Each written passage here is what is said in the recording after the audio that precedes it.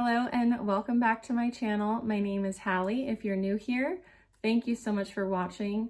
This channel is dedicated to preparing the bride of Christ for the second coming of Jesus Christ. Today I want to share with you 3 signs that we're living in the end of the age. It is such an exciting time to be alive, and although there's a lot happening in the earth and it can be easy to maybe become anxious or fearful, especially as we study the scriptures, we watch the news, and we see prophecy coming to life. It is still the appointed time that God has given us to be a light in the earth. And so as we talk through some of these points today, I just want you to keep that in mind. There's no need to fear or be worried or anxious, because God is with us and God has appointed us to live during this time. So what a special privilege it is, and I pray that you're encouraged today more than anything. And I also hope that this causes you to become more of a watchman and to look for signs of the times and compare, the news to the scriptures and what you're reading and what you're seeing. Now, I want to share a little bit of personal backstory and why I take such interest in Israel, the Middle Eastern conflict, and just Bible prophecy. It's because God really has given me a heart for it, and He gave me an interest for this at a young age. And as I've gotten older and I've grown in the Lord, and I visited Israel and I've worked among the Jewish people, I've really come to just value the heart of God and His love for all people and His love for the nation of Israel. God has kept my heart in tune with His in regards to Israel, the Palestinians, Muslim people, and just the Middle East in general. And so I just hope that today, as I share these things with you, you know that this is coming from a place of just love, and this is not hopefully biased or like I only, I take one side, or, I disregard another people, because I know this is like a hot topic for sure, especially given all that has happened in Israel and Gaza in the last couple of years with war. So with that being said, the first point I want to bring attention to is the fact that as of 2017, Jerusalem has been recognized as the capital of Israel. Now, President Trump was a part of that process in his prior administration and presidency. And even now today, he still is working with Benjamin Netanyahu, the prime minister of Israel, on keeping Jerusalem the capital. He moved the U.S. embassy to Jerusalem. Now, moving the U.S. embassy to Jerusalem has a lot of implications, but primarily Trump wanted to further the possibility of bridging peace among Palestinians and the Jewish people. So that's a big piece to it. We know that the nation is in unrest, right? There's been a lot of war and issues for decades, for like all of civilization around Israel. It's like the key nation of the world, and the Bible has so many scriptures that talk about Jerusalem, about Zion, and especially in the end of the age. So there's many scriptures that point to Jerusalem being the place on Zion's hill where the true Messiah, Jesus Christ, will come back to reign and rule on the earth. And I want to read through a couple scriptures just talking about the future glory of Israel and Jesus marrying Israel and all of that, so that we have some scriptural support to see why is this so important. There's a tendency for people to say like the nation of Israel has like no play or no part in the end of the age because the church has replaced her, which is called replacement theology, and that's just not biblical at all. And so I want to talk through a few scriptures. Let's go to Psalm 132. What does Jerusalem have to do with being like the center point of the earth and the coming of Jesus? It says in verse 13, "For the Lord has chosen Zion," which is Jerusalem, He has desired it for his dwelling place. So it's a literal dwelling place for Christ. This is my resting place forever. Here I will dwell, for I have desired it. Okay, now we're going to go into Isaiah chapter 2. There's a lot of great scriptures in Isaiah about Israel and Zion, Jerusalem. Starting at verse 1. The word that Isaiah, the son of Amos, saw concerning Judah and Jerusalem. It shall come to pass in the latter days that the mountain of the house of the Lord shall be established as the highest of the mountains, and shall be lifted up above the hills, and all the nations shall flow to it. Okay, this is talking about Jerusalem, where King David ruled, where there's going to be a throne for Christ to sit on again, and for all nations to look to Jerusalem at this time. Many people shall come and say, Come, let us go up to the mountain of the Lord, to the house of the God of Jacob, that he may teach us his ways, and that we may walk in his paths. For out of Zion, or Jerusalem, shall go forth the law, and the word of the Lord from Jerusalem. So the Lord Jesus is going to rule in righteousness from his holy mountain of Jerusalem. Okay, so it's a big deal when we recognize Jerusalem as the capital, as the center, as the place. Now, you might be wondering, okay, why Jerusalem? Why pay so much attention to it? I mean, there's so much conflict there, right? And besides the fact that God says in the word to pray for Jerusalem, there is a lot of attention there for a particular reason, okay? This is where the Antichrist is going to come into play. Now, if you know anything about the temple history in Israel, where they would have their sacrificial system and the Jews would go and make their sacrifice according to the law of Moses and the Old Covenant, the last temple, the second temple, was still standing until it was destroyed in 70 AD.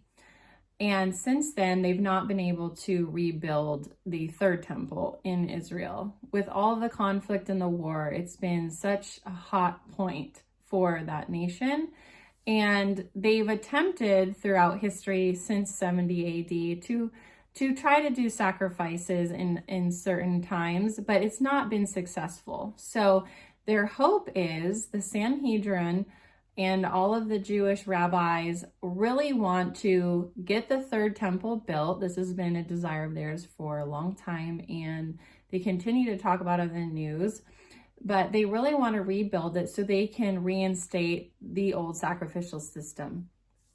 And according to Daniel chapter 9, 11, and 2 Thessalonians and other scriptures, I did talk about that in my last video.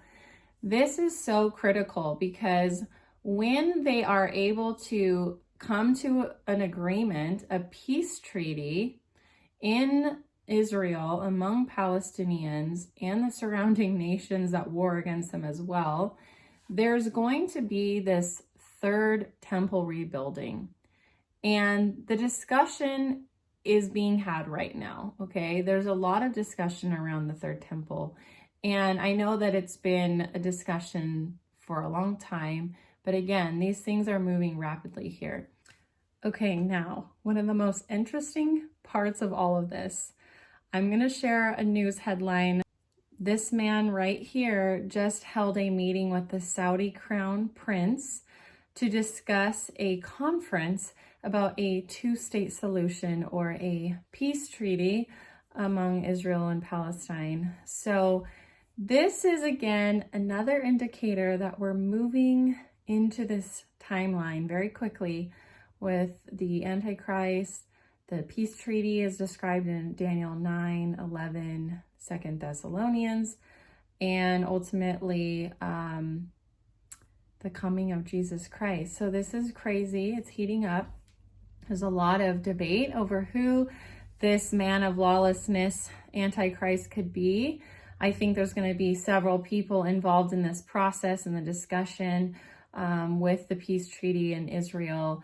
And there's going to be the false prophet and the beast and the two witnesses. Learn the book of Revelation. If you don't know the scriptures, you need to know these scriptures. It's so important. And regardless of where you stand theologically with a rapture, with a pre-tribulation, mid-trib, or post-trib theology, the point is we need to be watching and warning people and sharing the gospel. So that's the point of this, is just to open our eyes to see the signs of the times.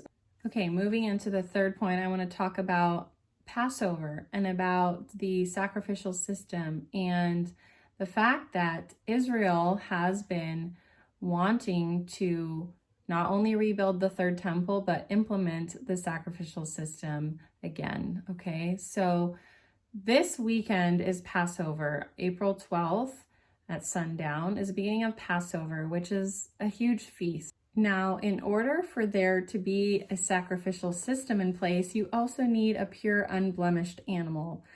And according to Numbers 19, the red heifer, which is a cow, needs to be available, kosher, and ready for sacrifice.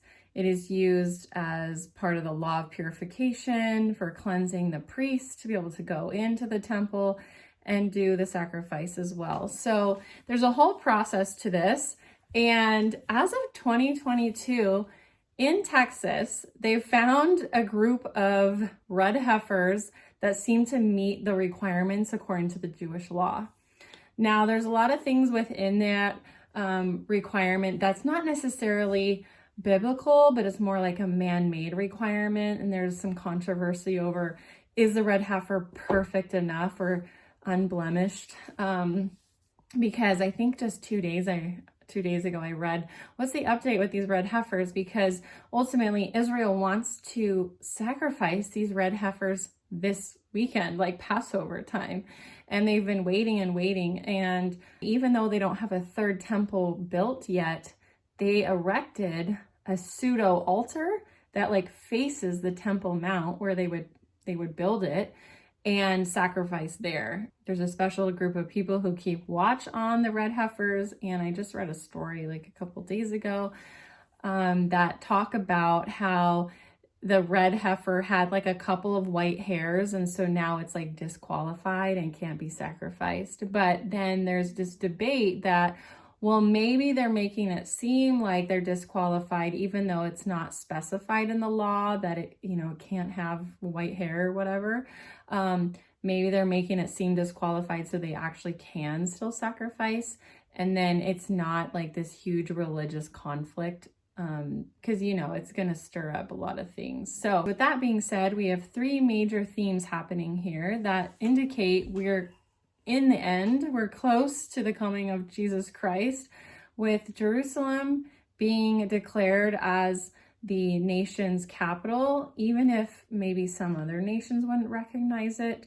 The US, who has a huge global influence, does recognize it, and this is for the effort of bringing peace talks among the Jews and Palestinians, which then bridges a gap for the Antichrist to come in and have a peace treaty talk. Peace treaty for 7 years, which he will ultimately break that peace treaty. And we also see the rise of the sacrificial system happening with these red heifers being found and moved to Israel and possibly being sacrificed. If not this Passover, then they want to attempt to do this again in the future. So that about explains, I would say, the three major points. There's a lot of other points I could discuss as to why I think we're in the end, but the importance is we need to keep our eyes on Israel, because the Bible is about Israel and the Middle East. Even if we're some years out from some of these things coming to pass, the point is the signs are here. We're living in the seasons. As Jesus said to even the Pharisees of his day, like, you are hypocrites. Like, how could you not expect my coming? You watch for the signs and seasons of the sky and the weather and all of that, but like you didn't even know of my first coming. So this is really important for us to pay attention for the signs and seasons of his second coming, okay? And I would love to know your thoughts in the comments below. Is there anything that stands out to you? I know there's other things we could have covered. There's a lot of other signs, but this video would be so long. If you're interested in talking about this further, we can get more into it and we can discuss some current events, and I'd love to make this a series. So just let me know how I can pray for you as well. And until next time, Maranatha.